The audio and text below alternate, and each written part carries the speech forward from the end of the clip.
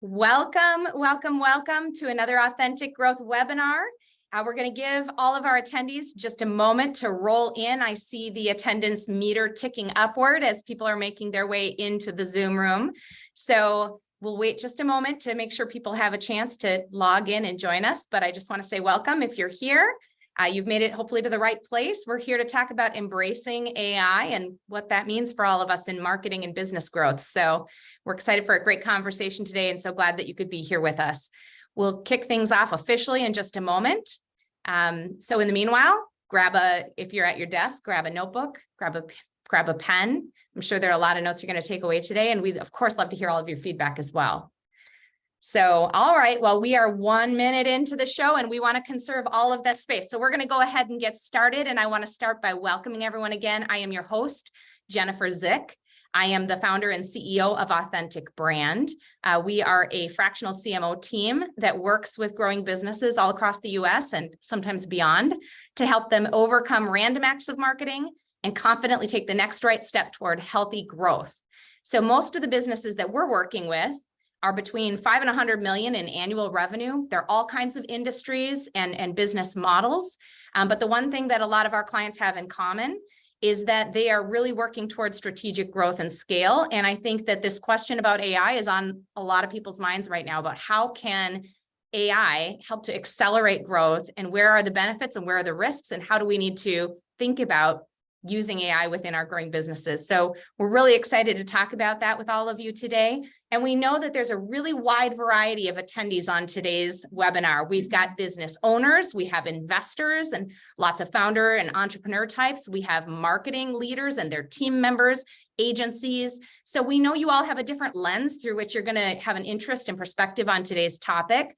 For the most part, we're going to address it as if we're speaking to that entrepreneur founder of a growth business, but we hope every one of you are able to take a little nugget out of today's conversation that gives you something actionable or something interesting to further explore. And we would love to continue being a resource for you as you deepen your exploration of AI because we are on the same journey as you are. Before we kick off the topic and dig deep into the content, I want to give all of my esteemed panelists an opportunity to introduce themselves. I'm here today with 3 other CMO colleagues from Authentic Brand. And Ruth, I'd love to just start with you. Say hello to our audience and tell us a little bit about yourself. Great. Thanks, Jen. Hi, everyone. I'm Ruth Glazer, and I've been a fractional CMO with Authentic Brand for about 3 years. And I've worked with a variety of clients, both B2C, B2B, from technology to e-commerce. And what's really exciting to me is to see all the different ways that AI can be applied to any business and is being applied in virtually any business across all industries. And every day I find myself saying, wow, that is so cool. That is so cool. That's like my mantra lately with regard to AI. So I'm really excited to be a part of this conversation today. Thank you, Ruth. John, over to you. All right. Hi, my name is John Ryan, and I've been in B2B high-tech marketing and sales for over 30 years. I've lived through the beginning of the PC era into distributed computing, into the internet, into the day that we're seeing today, which is an extension, I believe, of digital transformation. And really excited to hear what my colleagues have to say, as well as to try to be of service here today with what I'm seeing. Thank you, John. Hey, Peter. Hi there. Hey, thanks for everybody for sharing the afternoon with us today. And I'm Peter Zabayos. I've been with Authentic Brand for 2 years. And I spent my career in much the same trajectory that John did. I've been at growth technology companies my whole career in marketing roles. And today with AI, it's like the most exciting and most overwhelming transformation I think we're going to see from a technology perspective in our lifetimes. And I know everybody said that about the internet, and they said that about the iPhone, but what we're seeing unfold with AI today is going to pretty fundamentally reshape how everybody gets their work done. And it's going to be fun today to talk about what we're seeing in marketing. Absolutely. Well, thank you all so much for sharing your wisdom and sharing your time. And thank you to all of our audience members for carving out your time to be with us here today. I want to invite you participants on the audience side to be part of today's conversation. You'll see in the Zoom controls that there is a Q&A feature. The Q&A feature is where you're going to want to put any questions that you would have for any of our panelists, either individually or collectively. And we'll work to create some time toward the end of today's panel conversation to address some questions that you may have. The chat feature is just more like commentary visible to everybody, but if you have a specific question you'd like us to tee up to the panel, please use the Q&A. And this session is being recorded, so don't worry if you have a colleague that isn't here today or you want to revisit it. You're going to get the recap as well as a few other resources in our follow-up email after the event today. So, well, let's dig right in.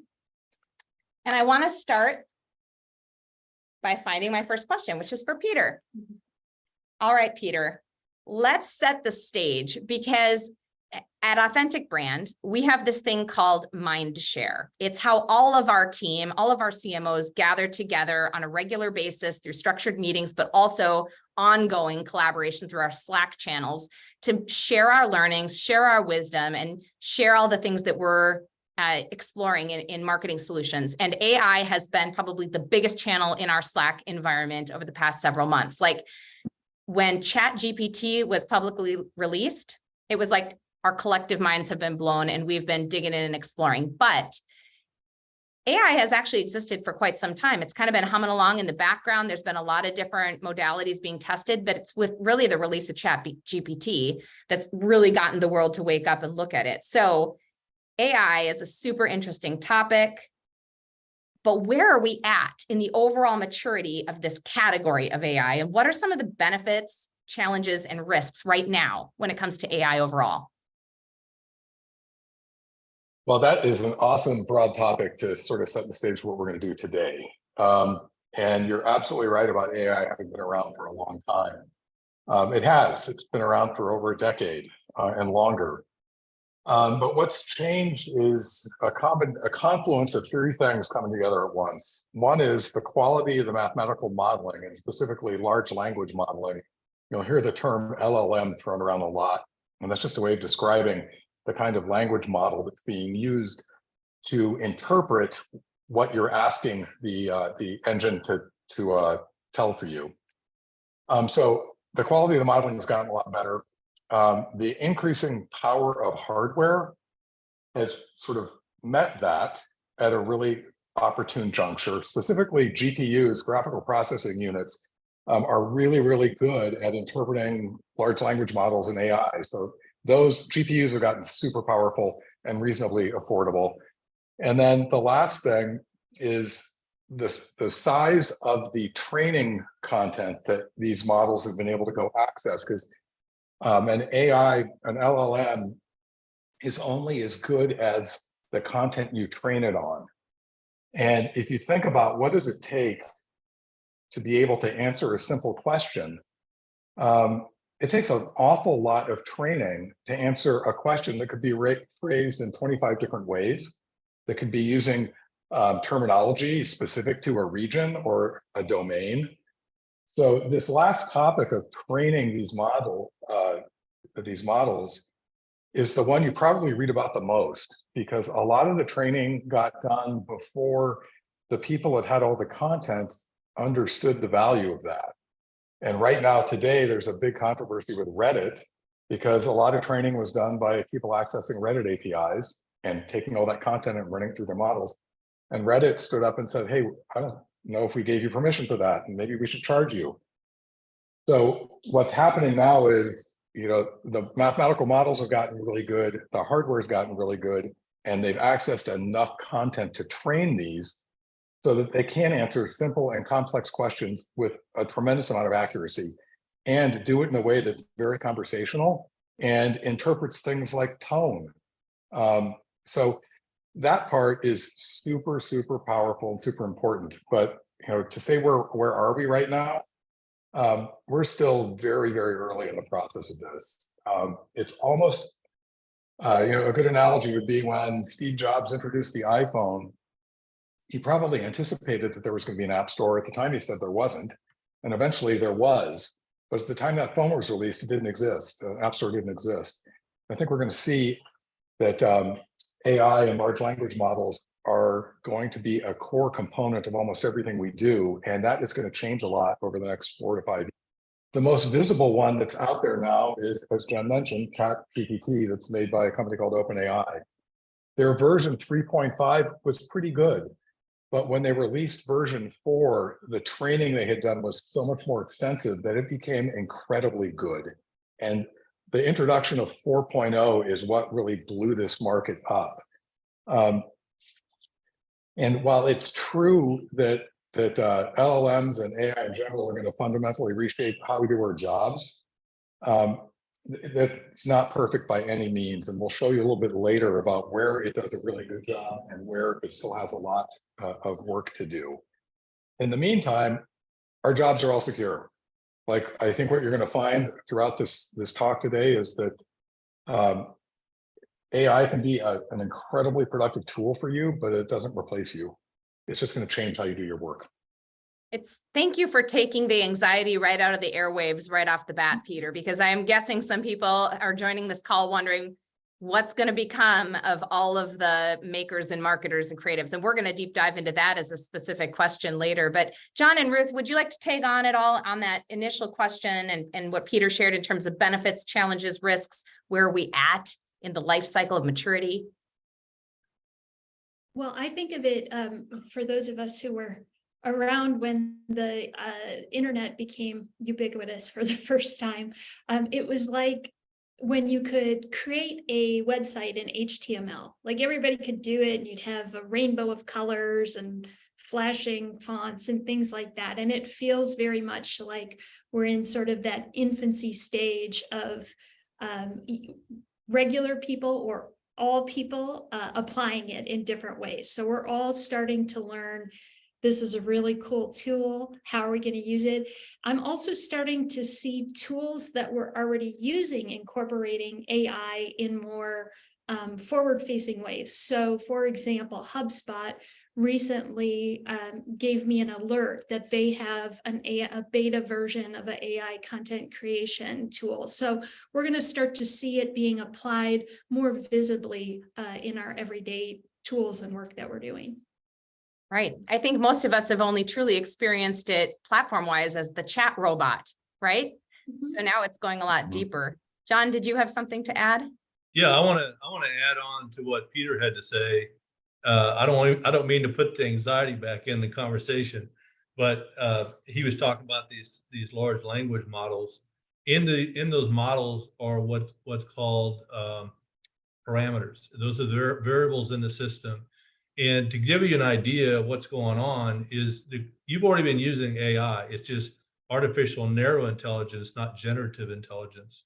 So when you use Netflix or Amazon and they make a suggestion, that's ANI. AGI is what we're seeing now. And so to give you an idea of what's happened in our lifetime, which is, I think, quite wonderful. I think this is an inflection point for us. We just need to manage it properly. But when you look at Deep Blue, it had 8,800 parameters. It had under 9,000 parameters, and it was specifically put together to play chess. If you look at GPT-3, that's 175 billion parameters. If you look at if you look at Google Bard, that's 540 billion parameters. If you look at version 4 GPT, that's estimated to be 1 trillion parameters. And then version 5, which is coming out next year, is going to have 17 trillion parameters.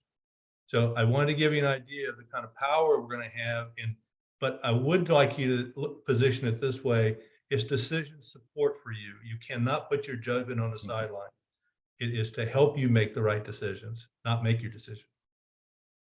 That is a really great landing spot on that one. And we're going to move on to the next question. And so many of the other parts of this conversation are going to build upon the foundation you all just set with those perspectives. So Ruth, I'm coming to you with this one. I'm reading a lot and I'm hearing a lot from our CMOs. You're all out there fueling a lot of learning for me, and I appreciate that. Tell us about AI prompts, what this skill set is that's called prompt engineering. Why is it going to become and is becoming so important for marketers? Sure. Well, so to get quality results from AI, you have to give it a very specific set of directions. And prompt engineering just means using the right words, phrases, structures, and so on to guide AI to get those good results. I have also found that it requires additional prompts to refine the output. So it's not as though you just input what you need and the result is, perfect and ready for prime time. So marketers need to get really good at creating prompts. And fortunately, it's amazing how quickly this has gone. Even in the last couple of months, you've just seen an explosion in examples, courses, learning materials in how to get good at engineering prompts, if you will. And then, of course, you think you're on top of things with engineering prompts, and then you read, like I did, a Harvard Business Review article that says prompt engineering is, on its way out because it's going to become obsolete. The AI systems are actually evolving and getting better at understanding natural language. So you don't have to be quite as specific. And then the new AI language models, like with the GPT-4 that was mentioned, they're already improving, right? So they've got templated prompts. So AI itself is on the verge of making prompts less important. And what this article in particular suggested that we need to get really good at is identifying problems and formulating them in such a way that we get the objectives accomplished through AI. So really learning to identify those problems and the core problem is going to be an important part of leveraging AI in the future. That's smart. That reminds me of even in using essential reporting skills or working from your CRM and driving a report, you need to know the question that you're trying to answer in order to leverage the technology. And AI is really going to accelerate that and bring new insights to the surface faster. But Peter, John, what would you add? Peter, you're mute. No, I think getting to the answer quicker is exactly what this helps you do. And I like John's comment earlier about this becomes your ally. It becomes your trusted resource, but it helps you get specific and insightful about things and saves you a tremendous amount of time in the process. And maybe that's something that we could keep coming back to. What this helps you do is save time. You can rely on it to go and do work and investigate things for you in a matter of seconds that would take you, hours to go do yourself. Right. We were just talking in my Vistage group yesterday about optimizing human performance is about teaching the skill of delegate, automate, and eliminate, right? And I think AI is going to be the answer categorically for a lot of those ways of solving so that our impact is elevated. Mm-hmm. Yeah, I love what Peter and what Ruth said. What Ruth said there, you can take away and say, I can work off of this. I think that, I've read 2 books on how to ask better questions. And now I want that time back. I think that what we want to get really good at is asking the best question we can, whether we're talking to AI or talking to a colleague, to get the best answer we can. And those who ask better questions get better answers. Right. So how long, if AI is already getting smart enough to take away prompt engineering requirements, how long before it's telling us what questions we ought to be asking? It does that right now. You can ask it, how should I ask you for this? And it will tell you to a certain degree. That's fascinating. That's fascinating. All right. Well, Peter, taking it to another angle here, we started talking about, some of the, oh, wait, I didn't want to skip one. John, I'm coming back to you because Peter, you're holding on to a little bit of a demo for this next one and we're not quite ready for it. So John, let's look ahead to 5 or 10 years. We already said, or we at least heard a perspective saying, our jobs are not going away. Marketing is not going to become an extinct category, right? The creators are going to live on, but how do the roles change? What does marketing and creative and the makers, How does that change? All right, well, great question. So I start this off with a joke, which is to say that, and I'm sure you've heard this joke, is two people are in the woods and they see a bear, and the bear's coming at them, and one of them takes his backpack off and starts putting on his sneakers. And he says, what are you trying to do? You're not going to outrun that bear. And he goes, I just have to outrun you. And so the way I would look at this is you got to get on it. You're going to be using it directly, as Peter and Ruth have articulated, and you're also going to have it embedded in the MarTech and the sales tech that you're using. So it's going to be pervasive. And the reason why is because, again, it's an extension of digital transformation. So when these tools are coming out, there'll be an expectation of, well, what AI do you have in the system? Which leads to, oh, I'm on Wall Street. I need to explain why I built this technology and how it's going to grow our business. You've got to be able to answer that question. It's all connected. There will be large investments in AI going forward, and you've just got to keep that in mind. But hey, here's the deal. If you're a progressive marketer, you're going to keep doing what you've always done. You're going to work alongside your technology and do better. Mm-hmm. Thoughts from my other panelists on this? Well, I would just add, in a lot of respects, nothing has changed in marketing. Today in digital marketing, especially, what you were doing a year ago is no longer effective today, no longer relevant. Marketing today is a matter of constantly evaluating new technologies, new approaches, using data to tell you that the thing you were using before is not effective and you have to do something else. So this is exactly in that theme. But using these tools, you're going to be able to obsolete yourself much quicker and become much more capable, much more quickly. So in a lot of respects, I think this is just what happened was this showed up so fast. A lot of us were like, wow, now what? Yeah. But the effective marketers are also the ones going, okay, well, it's a new thing. I better figure it out. Mm-hmm. I better learn how to go do it. And I think that's where we are. And it's just a little shocking to have this literally come out of nowhere, raising a whole bunch of other questions too. Like, Microsoft is replacing their search engine with ChatGPT.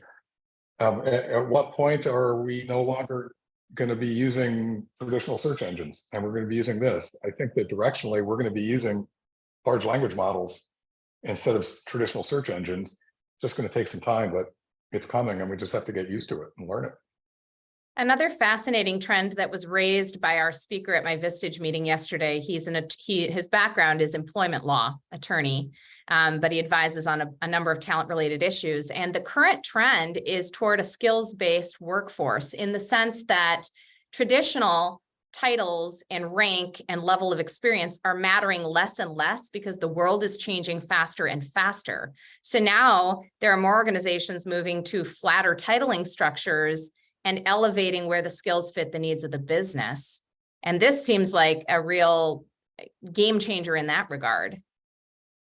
Yeah, I think so. I think the other thing that it does is it really empowers especially smaller businesses and smaller teams to start doing things that previously would have required a lot of expenditure or a lot of headcount. So I think in the next 2, 5, 10 years, we can't even imagine how this is going to transform our workplace. Even the things that you see as examples now, people are so smart and amazing at getting the tool to do incredible things. It's going to be really exciting, I think.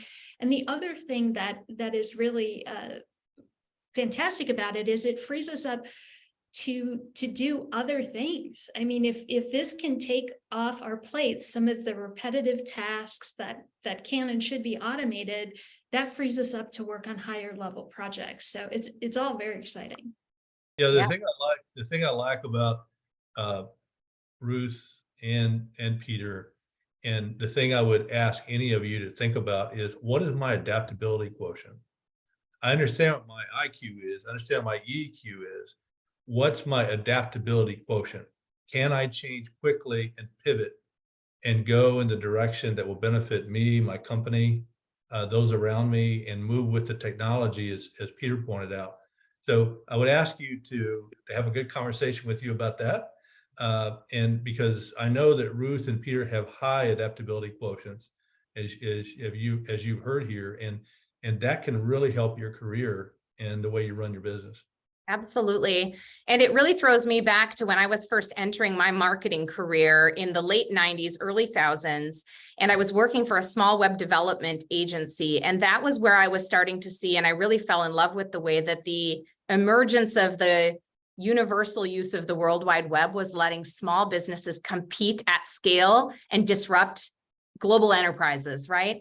And that same opportunity is there with this new wave of technology, just like it was with the last wave of digital transformation. Those who are nimble enough to make the change faster and being smart about it are really going to gain a competitive edge. And the challenge for larger organizations is being able to, turn a Titanic. So the innovation, the heart of innovation, entrepreneurial teams have a lot of advantage there, I think.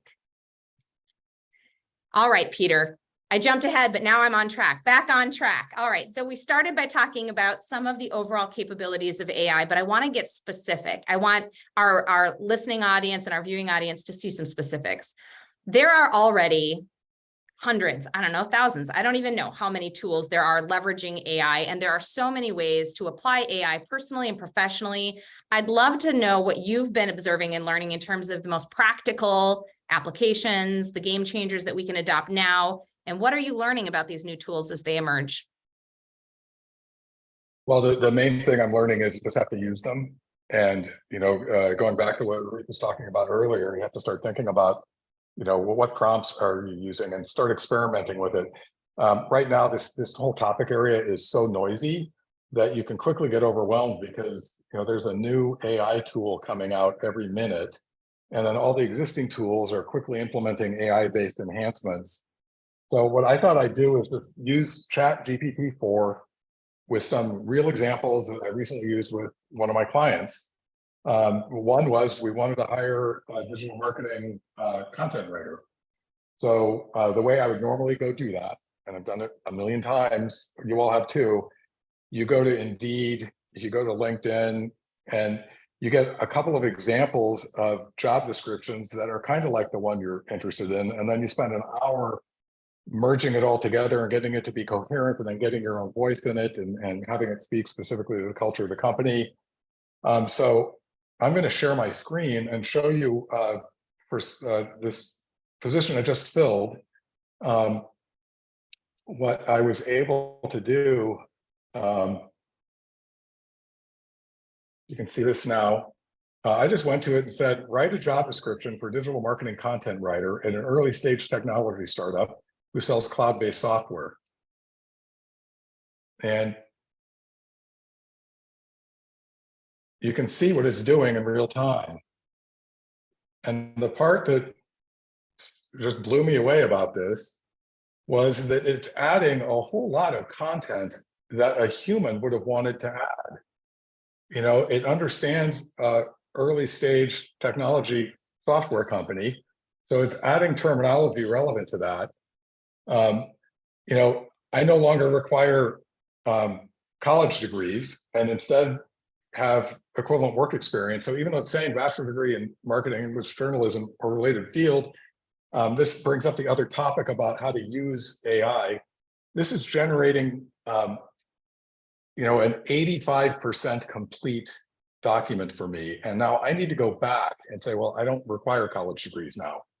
And so what I did was take all of this, what you just saw saved me an hour, and then I could spend 10 minutes crafting it and tuning it for how I would go and hand it off to HR and say, can we go push this rec open? And that's literally what happened.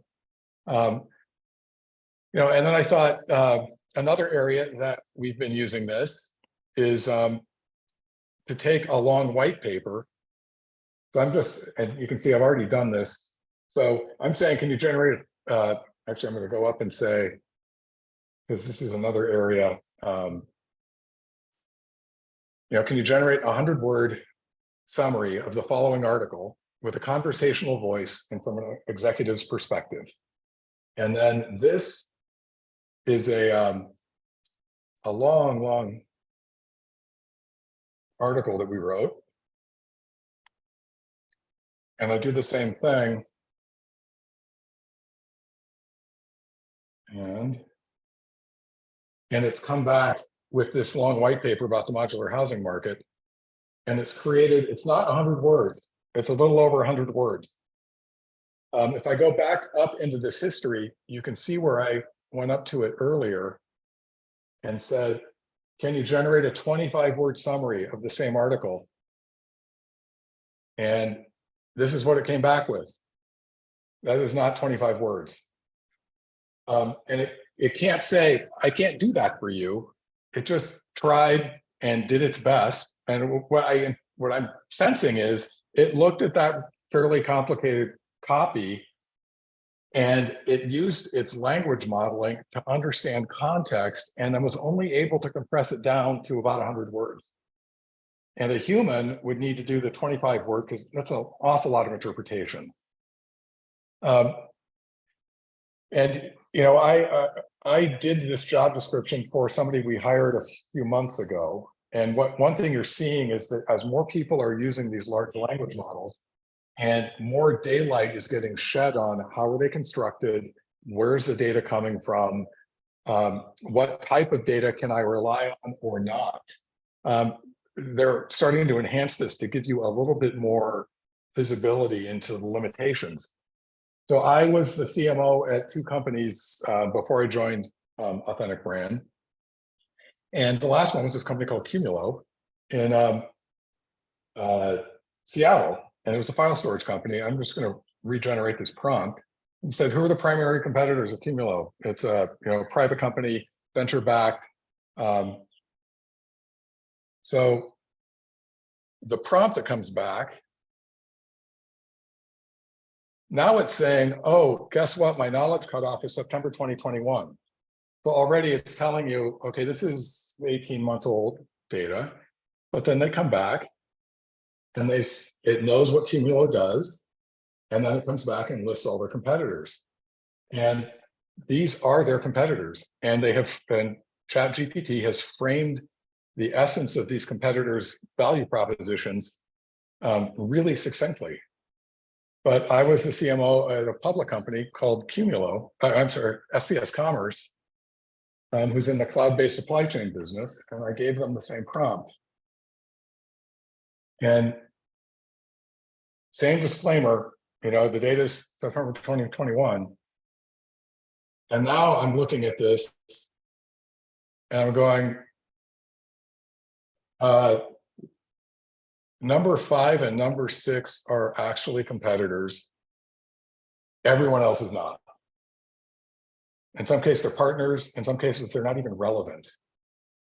So you can't, especially when it comes to like quantitative data, it's really limited. And I know someone who was planning a vacation to a coastal city in Texas and asked it to make hotel recommendations, and it gave 5 recommendations, and 2 of them, the hotels did not even exist.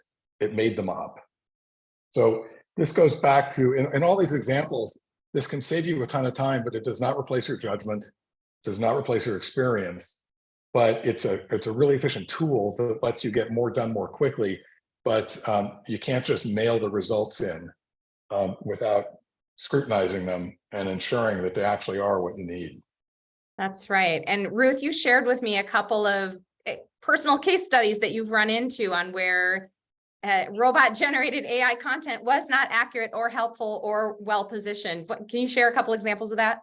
Well, AI can't count. I've requested a certain amount of words on topics, and it sometimes produces things that are wildly different for exactly the reasons Peter explained.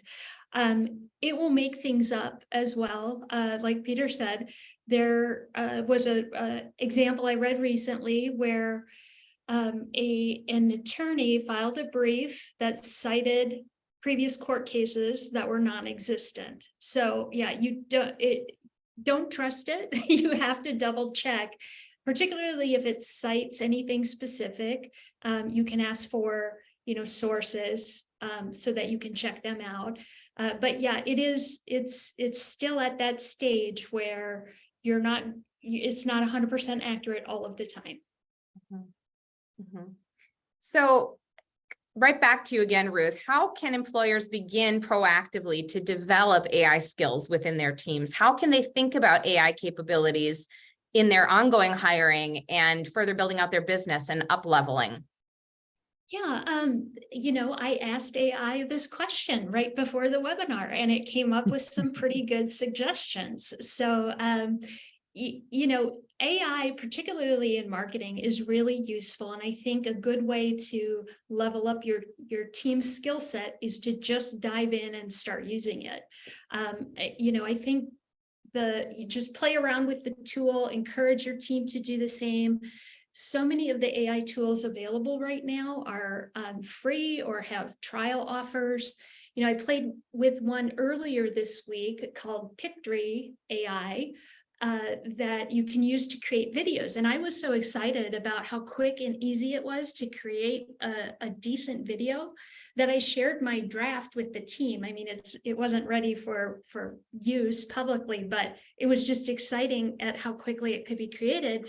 And then that sparked the team to start trying it out, and then they shared their examples. So I think that just having that environment of curiosity and learning and experimentation, and then making sure you've got ways for people to share their learnings can be really helpful. I know that we do that in our Mindshare that Jen mentioned earlier.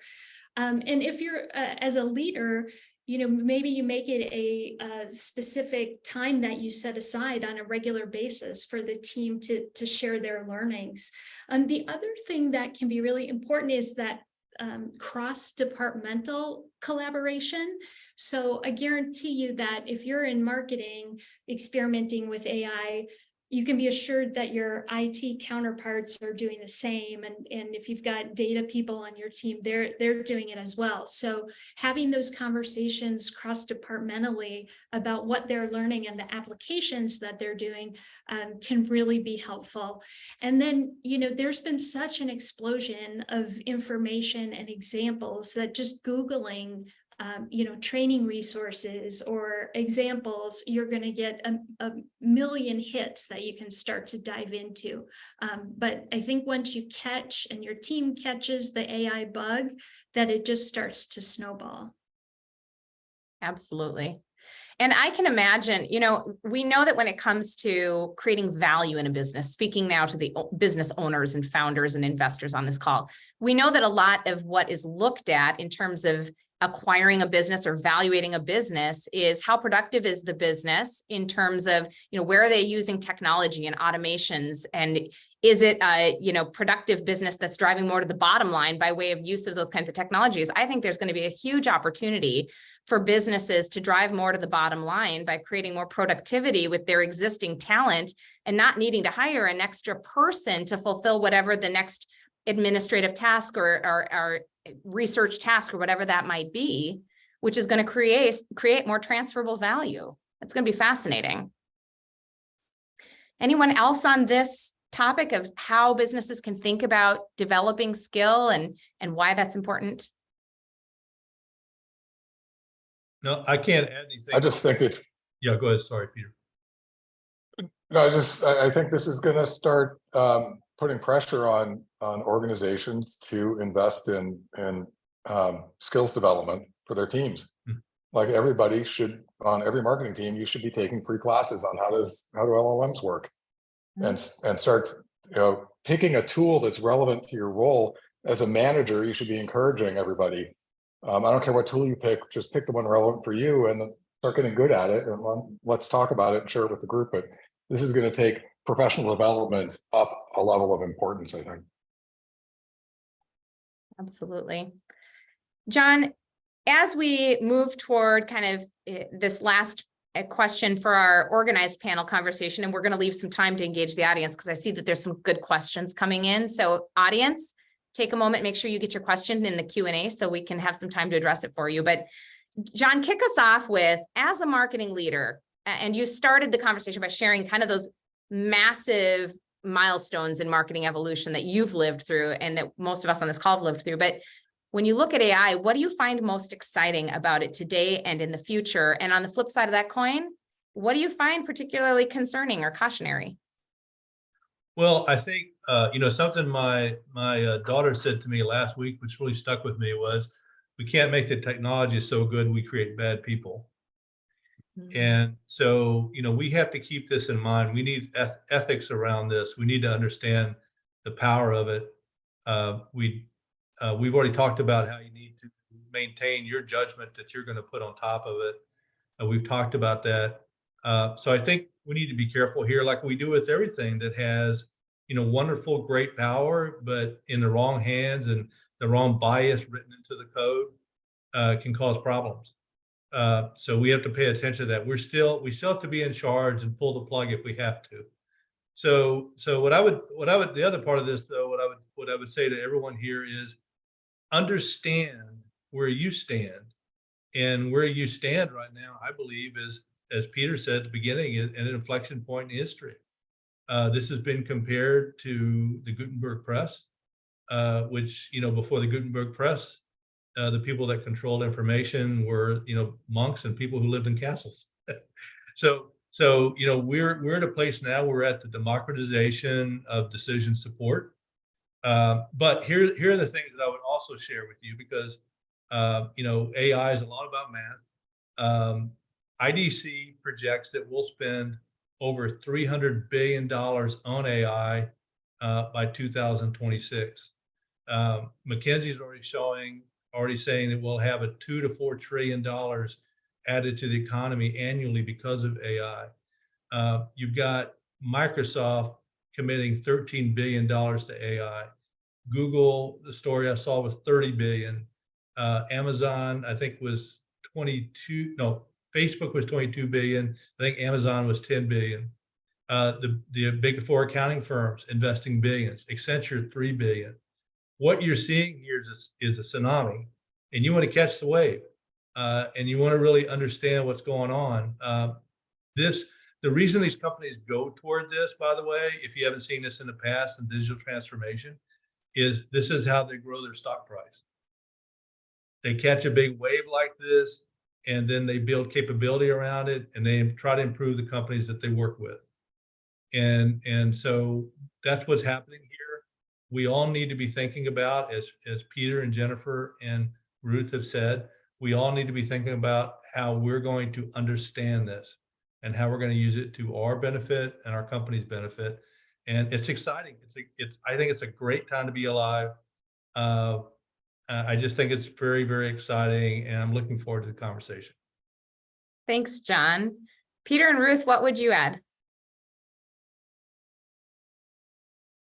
Buckle your seatbelts and take a Dramamine, because this is a structural change in how computing supports the jobs we do and the lives we live. It's as fundamental as the invention of the PC or the iPhone, and because it's software, it's going to be everywhere. Exactly. I love what John said earlier about adaptability quotient. I think that's really important to embrace this change and not look at it as a threat, but such an incredible tool that we're at the beginning of. We right now, my college age kids wonder how I got through college without the internet.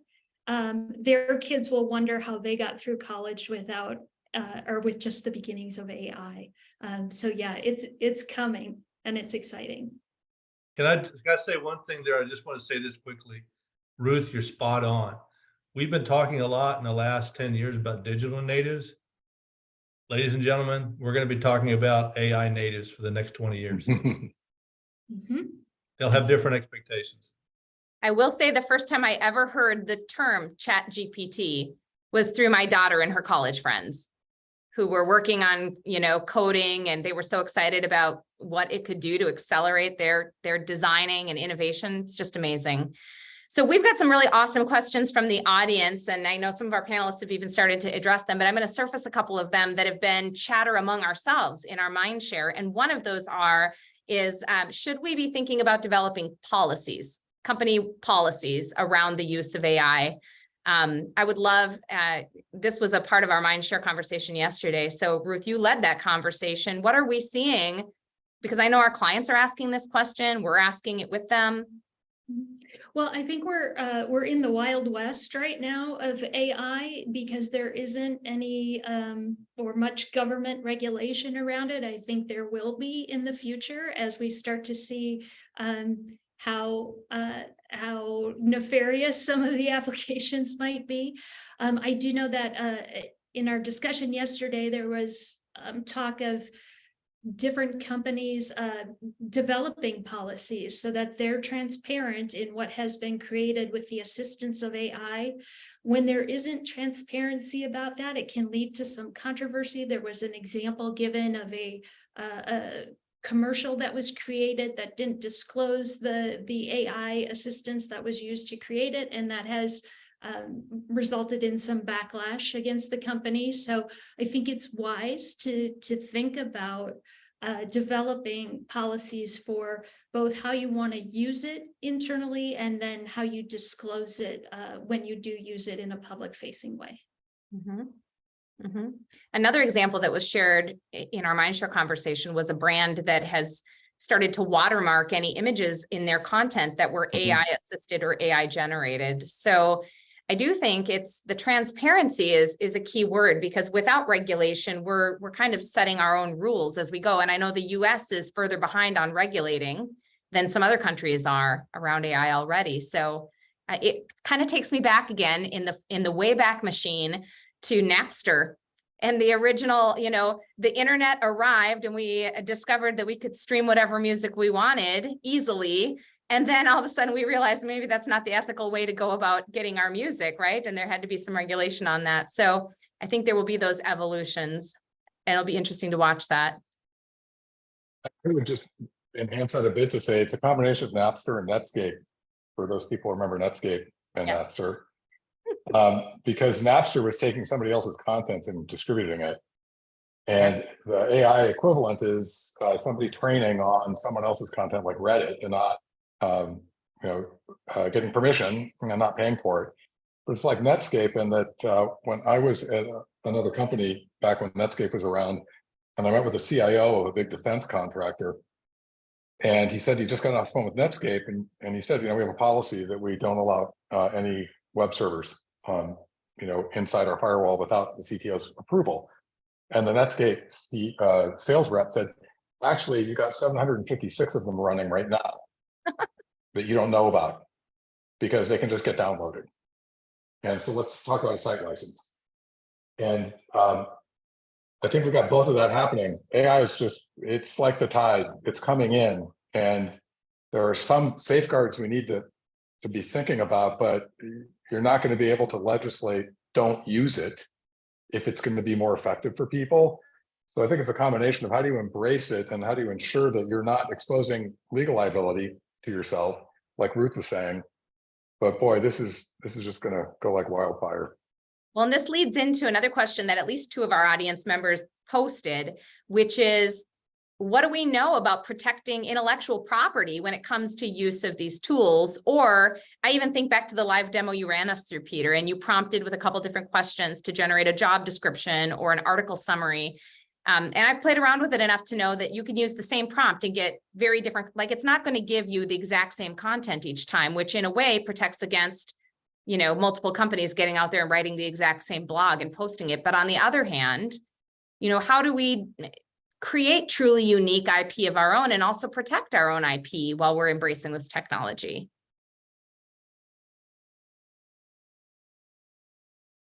It's going to be hard.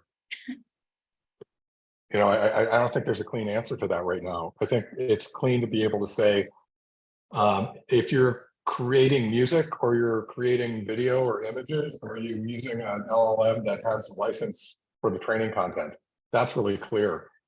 I don't know the legal implications of that query I just made, that prompt and that content I gave it. What happens to that content? Mm-hmm. And I don't know the answer to that. I haven't seen a whole lot written about that. You see a lot written about the large corpuses of content that they access and the legal implications there, but what happens to people that use it and the content they submit? I don't know. Right.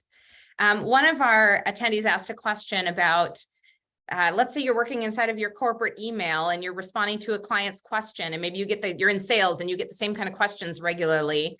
Can you use AI to potentially borrow that content through email and phone call conversations to start to address on your website FAQs? How might those things work together as you think about accelerating Q&A for your own business? Well, if I understand you right, I think people have been doing that for a while. Mm-hmm. You should be learning from what your customers are asking you and imagining that other customers like them in your ideal client profile are asking the same question and write content around that. Yeah. Yeah, I can, as a small use case, we had been using otter.ai and just recently shifted to fireflies.ai because it integrates better with our HubSpot. But that tool follows me into all of my sales meetings. It follows us into candidate conversations, and it not only captures the audio with their permission, they're alerted to it, but it transcribes it and it summarizes it. In a really interesting way where if we chose to do so, we could aggregate a lot of those summary type details and learn from some of the common things that could be used, and that there are technologies that are centered on helping use those kinds of things for sales training and for website content. So I hope that answers the question that the audience member posed, and we've got time for maybe a couple more. I'm just going to go ahead and dive in on this one. Any recommendations on how you can continuously validate the mix between AI and human input? As a college student back in the day, we were trained not to utilize others' words. That's plagiarism. So how do you recommend we continue to motivate our human selves to stay authentic, nice word, while using this new technology? I think a healthy dose of skepticism goes a long way. So when you get a result, just reading through it, for example, I had a result that said, studies show that.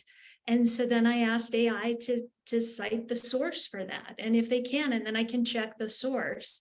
The other thing with regard to plagiarism, when we were first playing around with ChatGPT, we ran it through a plagiarism checker, and there isn't overlap, and you can design prompts requesting that the content, for example, be original, or create, use this certain type of tone or these techniques to create an original piece. So there are some things that you can do on the front end to prevent that, but I do think it's always going to require that human skepticism and overview, like looking through things and really stress testing it, making sure that it's valid and accurate.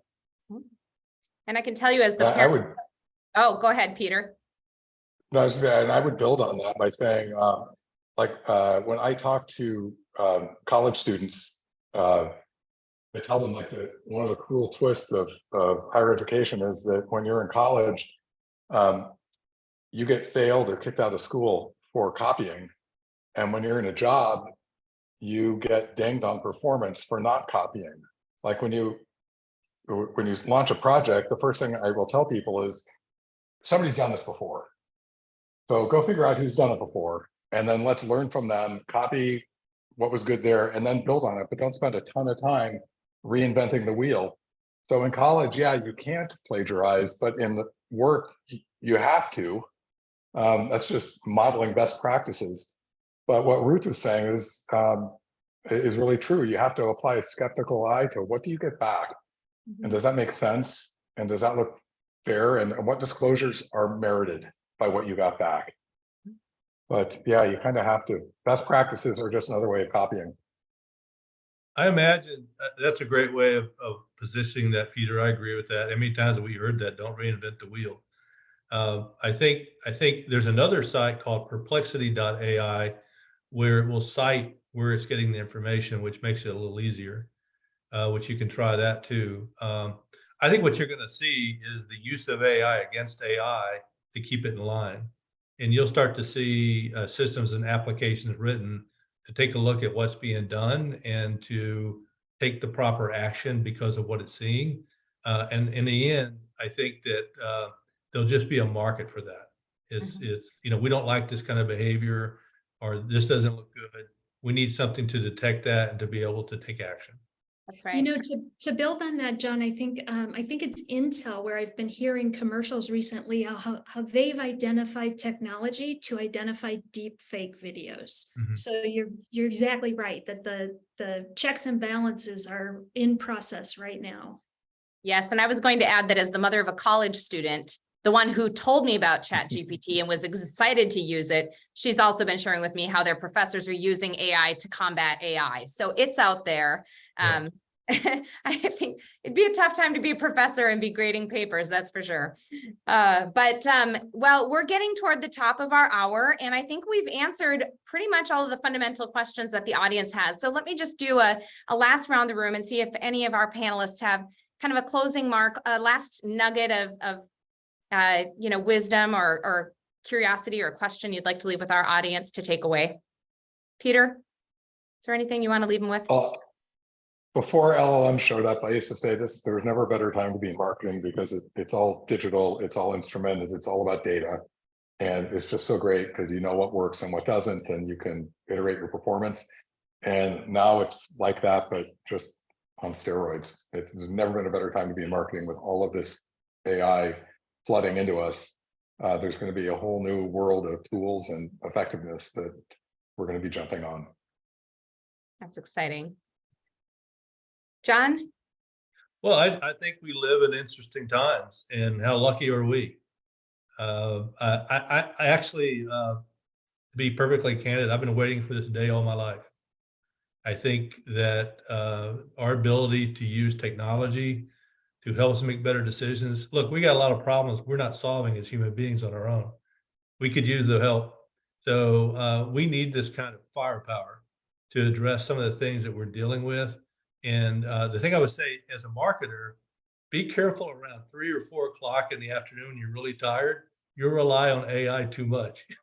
Get chocolate and caffeine instead, and then get a fresh reset. That's right. Don't let it get by you. When you get a little tired, you're like, hey, I'm going to go to AI and see what it has to say. It's fantastic. Ruth, what about you? Yeah, I would just encourage people to jump in and to start using it. And I'd also like to note that there are a lot of non-business applications too, where you can use it. Peter had mentioned trip planning, for example, and while you might get some non-existent hotels, you can also get a really great itinerary for a place you're trying to visit. So lots of different ways, exciting ways to use AI. And I just can't wait for what's coming. That's awesome. Well, I want to thank each of you again for sharing your time and your wisdom and your passion for innovation with our attendees. And I want to thank our attendees. And I want to invite you to stay connected with us individually. I know all of us on the panel today would be happy to link in with you to keep a dialogue going. We invite you to continue to follow Authentic Brand as we stay on our learning curve in order to help guide our clients on overcoming random acts of marketing and continuing to grow in a healthy direction. We would welcome any feedback or any questions that you have that might inspire a future webinar that you would love to hear about, or some of our content planning. We're going to continue to ask you. We might go ask the bots too. We'll ask AI, what should we put in our next webinar? But we really value your feedback even more than that. So on behalf of all of us at Authentic Brand, thank you so much for joining us today, and we hope you'll come back again soon. Take care.